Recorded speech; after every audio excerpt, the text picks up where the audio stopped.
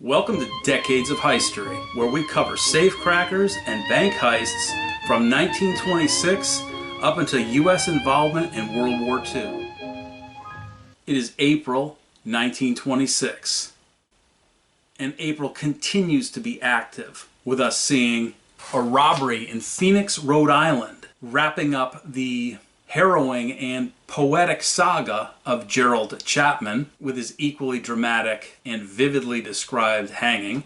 We learn about a Tennessee prison escape that included at least one bank robber. We follow up on two different robberies that took place back in 1921 and finally saw a resolution in 1926. We hear about jailed robbers in Minnesota, follow the exploits of a Cuban robbery with American connections. We meet robbers Walters and Calicut, who are thought to have been raiding many of the southern states. That will be part 2 of April 1926, Decades of Heistery. Story number 1 takes us to Phoenix, Rhode Island, where, quote, the most daring bank robbery in the history of Rhode Island was staged, end quote, on Friday, April 2nd, 1926. It's interesting to note, as an aside, that there was a very small snippet of a story next to the one about the Phoenix, Rhode Island bank heist.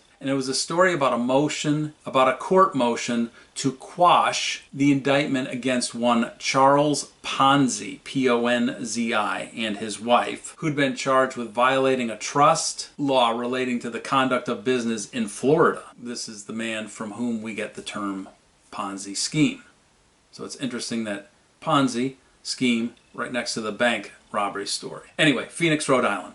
We have a car that goes past and then returns and stops in front of a bank. 4 masked bandits alight from the vehicle and enter the Phoenix Trust Company. An equal number of employees were seated at their desk, and 6 additional customers, were in different banking rooms throughout the bank. The lead robber bursts in, quote, throw up your hands, end quote, while they leveled revolvers in different directions at the people who were in the bank. Naturally, the customers and employees having the guns leveled at them compelled them to follow the instructions, so hands went up, and they accepted being handcuffed. And for whatever reason, the newspaper article of the day noted that 2 of the employees were female. The 4 then leisurely looted the bank, taking thousands of dollars in currency and also negotiable securities, accruing between $15,000 and $20,000 in total. Approximately $10,000 of that money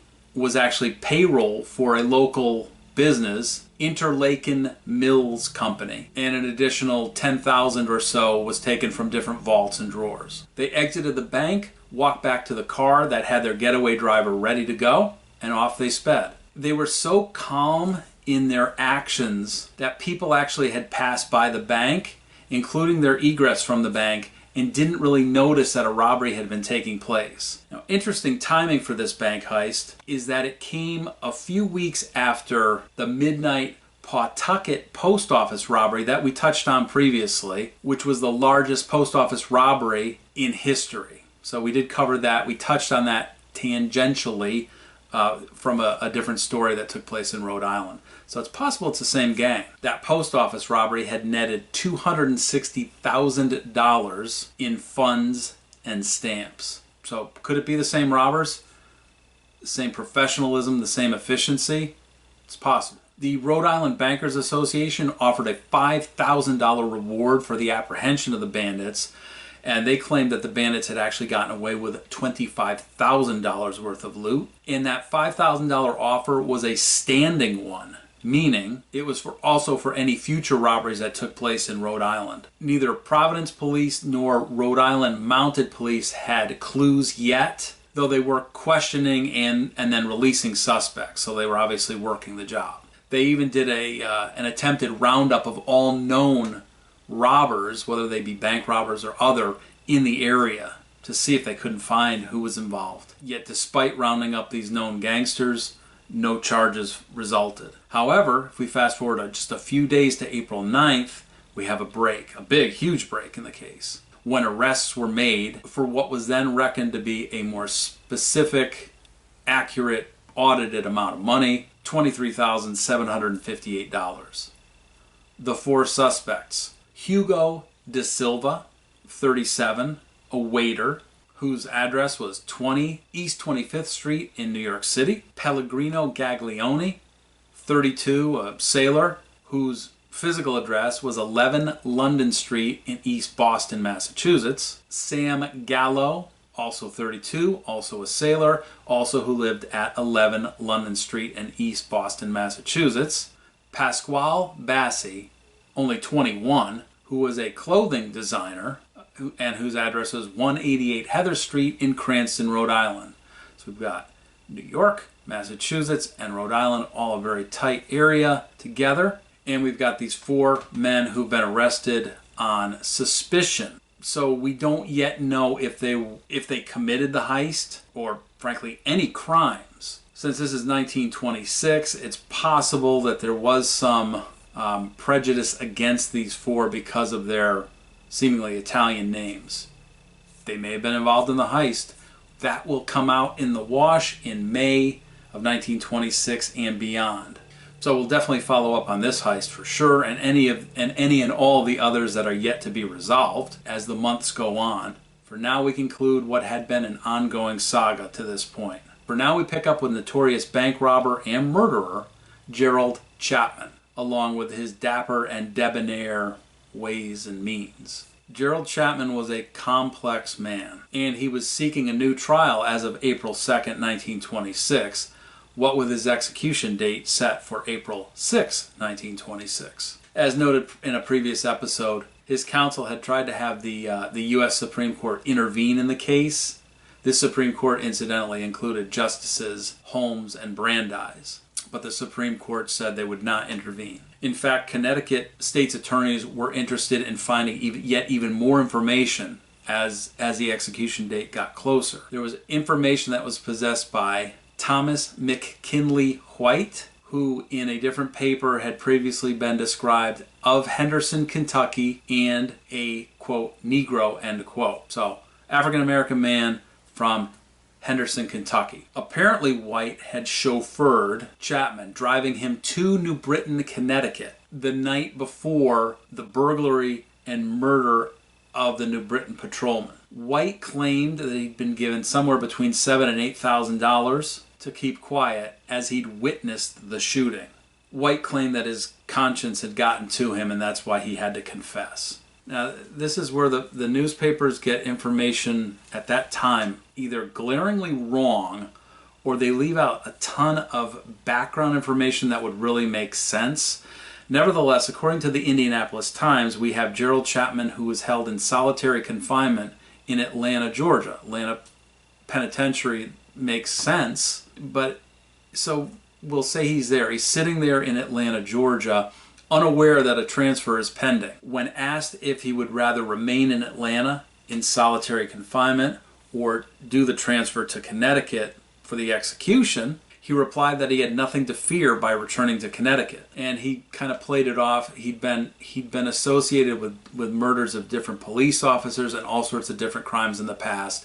So I think he kind of played it off as this is just one more crime I didn't commit that's being attributed to me. Meanwhile, while he's in Atlanta awaiting to be sent to Connecticut, according to the Indianapolis Times, although according to a different paper, he was at Wethersfield, Connecticut, which makes more sense. Regardless of where he was, the hanging apparatus was being constructed in Connecticut specifically for Chapman. And it was a unique contraption, the only of its kind in the United States at the time, and was going to be remain a permanent affair, though I believe it was very short-lived, this type of hanging contraption. So while the author of the paper was spurious with facts, he went into macabre detail on this means of hanging. He described the death chamber as a small room that was not far from solitary confinement, where Chapman had been held for a year. Well, if it's being constructed in Connecticut, and it's a short distance, I'm not sure that he's in Atlanta, Georgia. But anyway, we have the contraption in one room, we have solitary in another. So we have the death chamber room, and we have solitary nearby one another. Chapman is in solitary. In the chamber, a long rope goes up the high wall and out of sight, goes through a pulley at the top of the wall and down the other side where it connects to a counterweight that was many times the weight of a typical man. So after the noose is adjusted, a guide rope releases the weight on the other side of the chamber wall, and the condemned man is jerked sharply upward. They referred to this as the upright jerker, and you can see why. Supposedly, one quick lurching yank of that noose was enough to break the man's neck, which would bring death quickly and painlessly. However, if it doesn't kill him on the first try, the sharp jerk back when the weight reaches the floor on the other side of the wall breaks his neck. So if it doesn't work the first time on the way up, apparently it works on its way down. Nevertheless, if that didn't work, the condemned man hanged there until he was deceased. So the same paper ran a separate article on the same day, and this time instead of focusing on the manner of death, the author focused more on Chapman, the poet, Chapman, the lover.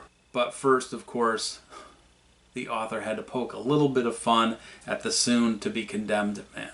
So he goes into a little bit of detail about how this brilliant super bandit was duped and finally caught. Apparently Chapman's paramour, his lady friend, was nicknamed Betty Beeswax during the trial. This Betty Beeswax was his great love, and she hailed from Providence, Rhode Island, ironically, based on the last story, and was supposedly a society matron. So this is a strange love affair. Well, Chapman, I guess, had been hiding in a cottage in Muncie, Indiana, and had been communicating with who he thought was his paramour, his love interest, but police were intercepting those letters. So they were able to trace Chapman's whereabouts to that cottage in Muncie. Apparently the police had used an old pal and fellow crook of Chapman's named Pocky Dillon to write the reply letters. Presumably he had some information, inside information, that would be more that might more lead Chapman to believe the letters were real. He even signed them with a B, presumably for Betty, not for beeswax. Anyway, Dillon was serving time and ended up garnering a release for setting up his old friend. So what's the expression about thieves? No honor among thieves. When later interviewed, Chapman tried to brush off the super bandit trappings that he'd been given. He'd been referred to as a brilliant engineer of crimes and a super bandit. He'd stated that he'd not been the mastermind of the Atlanta prison escape, nor a great post office robbery, though they don't reference which one. Surely they don't mean the one in Pawtucket. He claimed that he had been no phantom. He'd been involved in plenty of crimes, he admitted it, and he had been blamed for many, many more. Interestingly, and adding more mystique to the Gerald Chapman saga, when dead, they said that his name, the name Gerald Chapman, wouldn't survive because his sister, who was going to claim his body, was going to claim it if it was under his actual birth name, which was George, it sounds French, George Chartres. George Chartres. Chartres. Chartres. George Chartres. Apparently Chapman was reputed to be bright, learned, a reader of the classics, and a student of philosophy. Tapping into this education, he started to write a lot the last couple weeks of his life. He wrote about futility, quote, set upon him like a tightening mold. He stated that, quote, last thoughts came like interrupted thunder, end quote, and that these thoughts were only to be silenced by the, quote, grim dawn of reason, end quote. Well, April 6th came along, and despite his brilliant mind and his super bandit trappings and everything that had grown about his mystique, 1204, April 6, 1926, quote, without the consolation of resting his last glance on a crucifix, end quote, he was hanged. Father Michael P. Berry, who had become Chapman's spiritual advisor the last few weeks of Chapman's life, spent 4 hours with him, the last 4 hours of Chapman's life with him in his cell, and then accompanied him on the walk to the death chamber. And it was noted that Father Berry, of course being a Catholic priest, always had a crucifix with him, but he was not carrying one with him as he walked with Chapman to Chapman's death. So that was his typical custom, was to have one. So one suspects that Chapman requested or demanded that he not have to look upon this crucifix. Well, with Chapman finally at rest, they certainly can't blame him for our next story, which was an April 9th prison escape of 16 prisoners. So it seems that there was a penitentiary in West Nashville, Tennessee, and 16 escapees overpowered the guards who were located in the east wing of the penitentiary.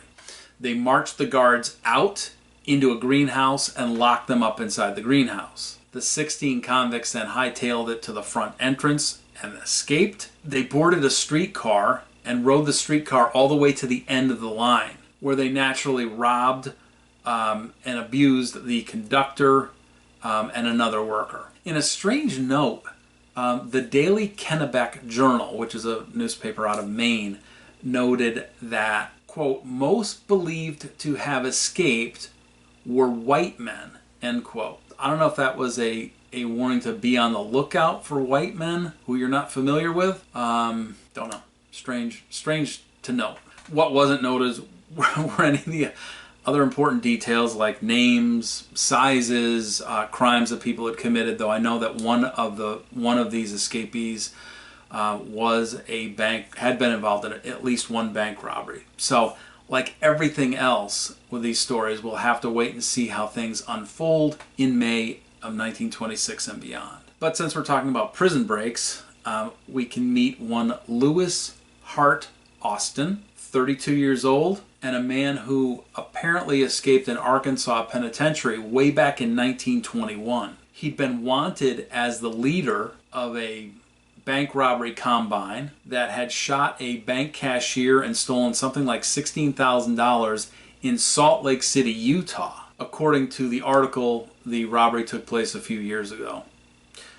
So again, specifics kind of lacking a little bit.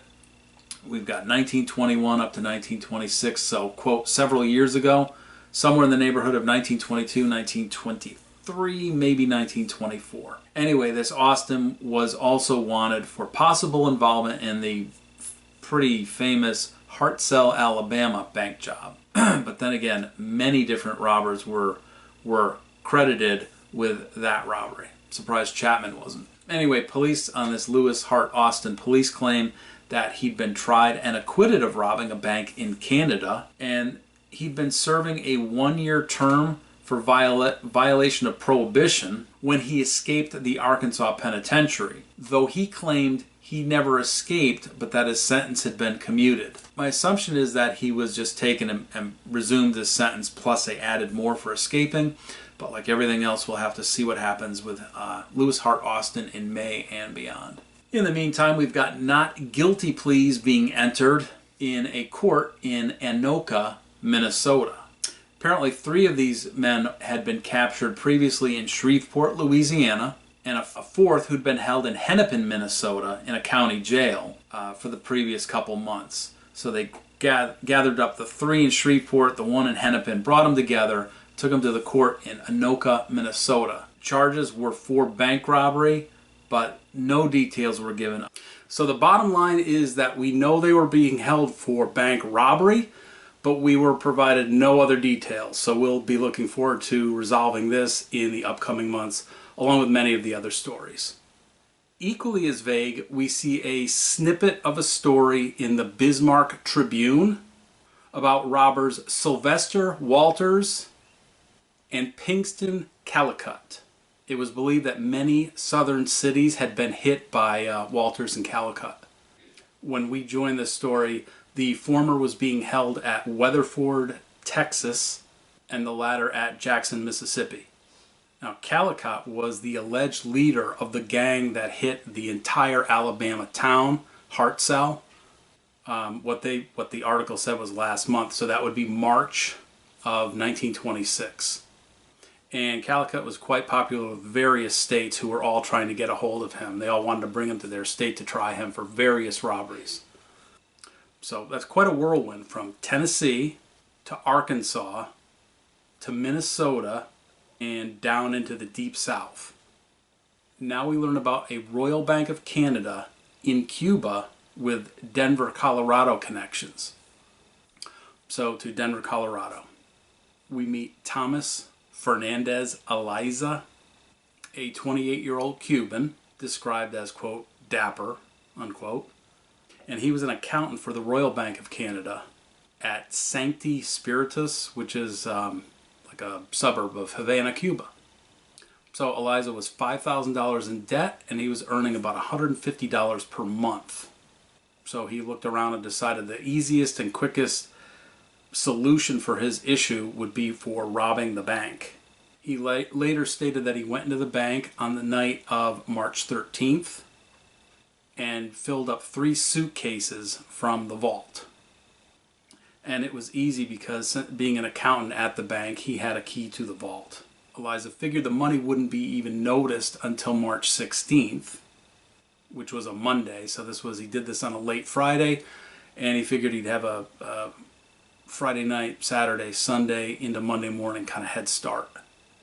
So he hopped on a train to Havana from Sancti Spiritus and then boarded a ship for Key West, Florida.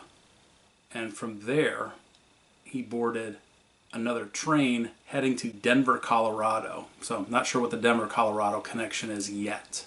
So Eliza confessed to absconding with the $48,000. He said he wouldn't resist extradition back to Cuba. This was all following his April 10th arrest.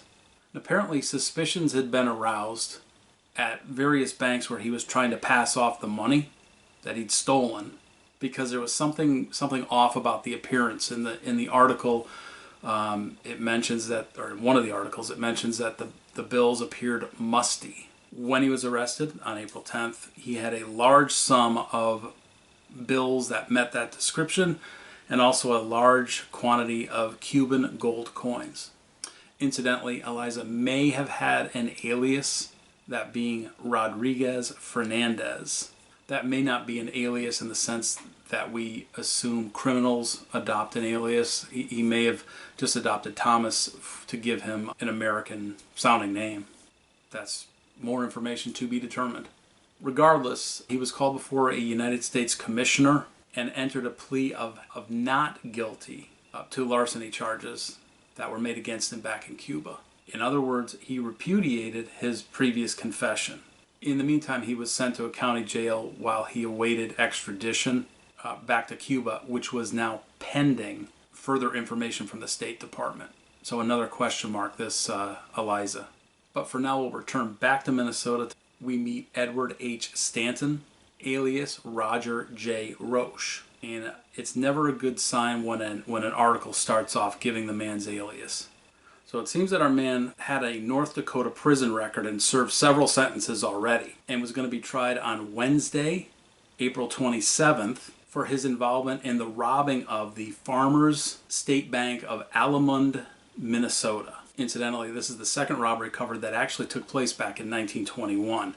The case is just now coming to trial. So Stanton pleaded not guilty, and when we meet him was back in a county jail in default of a $40,000 bond. At the time, $40,000 was the highest bail ever set for Chisago County. 2 of the 5 men believed to have been involved in that robbery were already serving life sentences in Stillwater, Minnesota.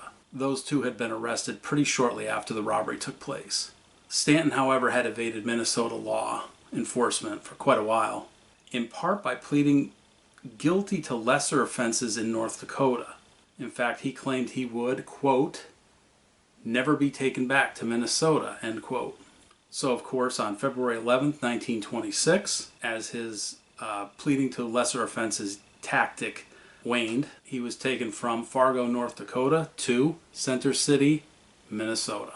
That trial was set to take place on April 28, 1926, but it had to be postponed because Stanton's defense counsel asked that another judge be appointed. Why? Well, it turns out that Justice Alfred P. Stolberg had actually participated in a search party for the bank robbers back in July 1921. So fittingly, Stolberg granted that request. But the month comes to an end regarding Stanton and this trial. So we have a lot of questions still hanging out there for us to answer. What happens with Stanton? How about the Phoenix, Rhode Island quartet? What was Lewis Austin Hart's sentence? Do we get more information about those 4 unnamed robbers in Anoka, Minnesota? Were the 16 roughnecks who broke out of that Tennessee prison, were they recaptured? What about Walters and Calicut? And will we hear more about our Cuban friend Eliza? We'll have to follow up in May and presumably beyond to answer many or most of those questions. In the interim, we'll forge ahead with a third April 1926 edition, which will be the final installment, and that will be coming up shortly. For now, I want to thank you for spending your time with Decades of History. Until next time. Where somebody waits for me, sugar sweet, and so is she. Bye.